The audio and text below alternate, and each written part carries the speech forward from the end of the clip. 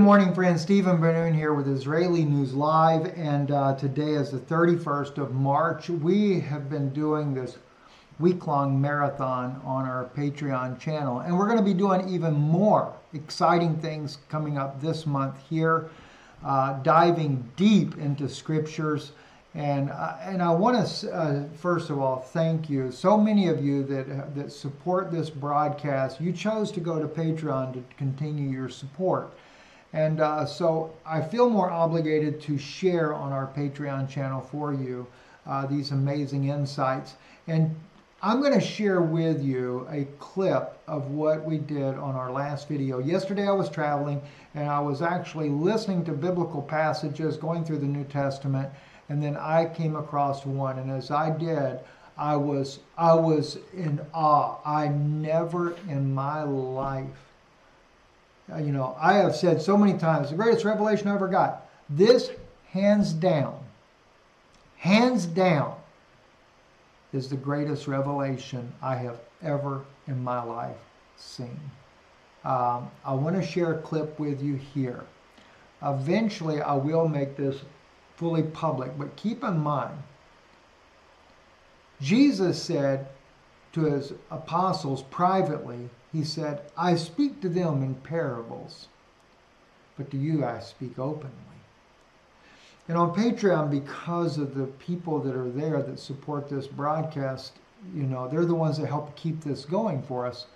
I'm trying to be more open with them than I ever have before. The knowledge and the understanding that God has given me is so profound. And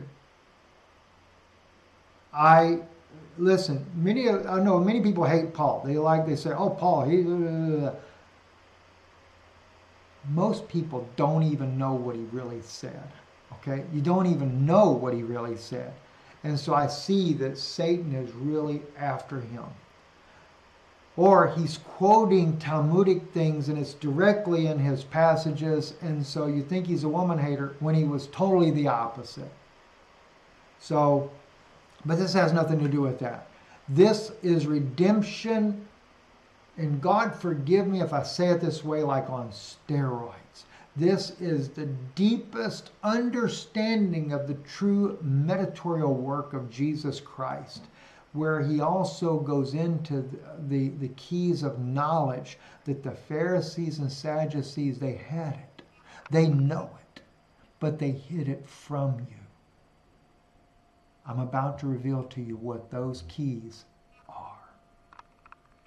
Come with us here. See a little clip of here on our Patreon channel, but definitely join our Patreon group, and God bless you.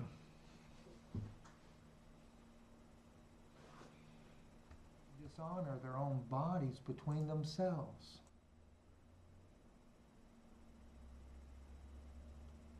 Man in a human body became the most corruptible thing. When Eve and Adam were separated, sin really set in. No wonder why they got to be reunited back. No wonder why Christ, that's why Paul said it's a great mystery. He said, I'm speaking of you, of Christ and the church.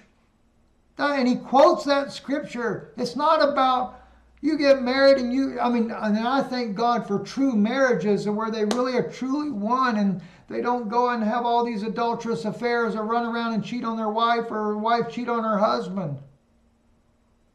But that's just carnal flesh. That's what happens because you are in this body of flesh. That's what he says here. Wherefore God also gave them up to uncleanness through the lust of their own hearts, to dishonor their own bodies between themselves, who changed the truth of God into a lie, and worshipped and served the creature more than the Creator.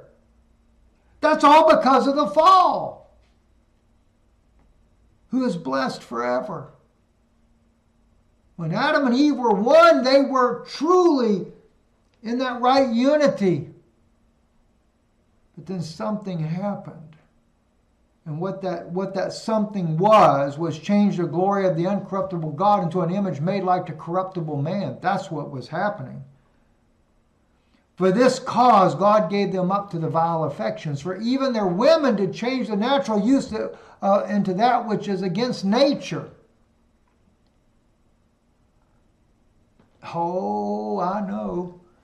You think that's a woman with a woman? No.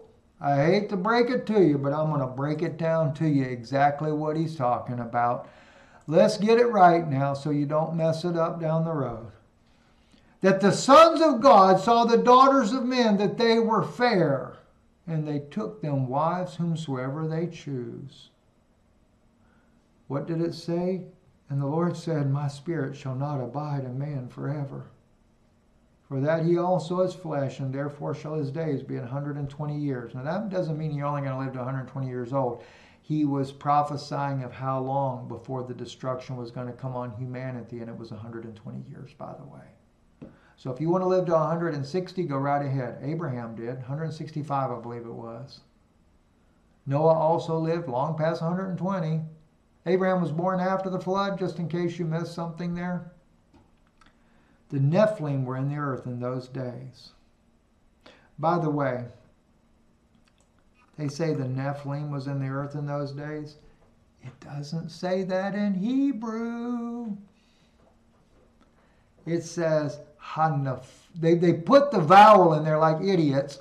Hanaphalim. The fallen ones were in the earth in those days. And also after that, when the sons of God came unto the daughters of men, and they bore children to them. Now, I know some of you are probably thinking, no, that's Nephilim. So let's clear it up right now before we get any further. I think it's in the book of Numbers, chapter 13. Let's go down and see. Here we go right here, right? And there we saw the Nephilim. Now, in the word Nephilim in Hebrew, see that little yod right there after the Phe? That's what the Nephilim are. It's a one letter added that makes it Nephilim. That is the children. Okay? Et ha-Nephilim b'nei sons of Anak. And he is from, mean, ha, and they put the vowels intentionally to mess you up, but they are from the fallen ones. That's what that means, Nephilim. Remember, Jesus said they have the keys of knowledge, but they hide it from you so you don't know the truth. They don't enter in themselves, and they surely don't want you going in.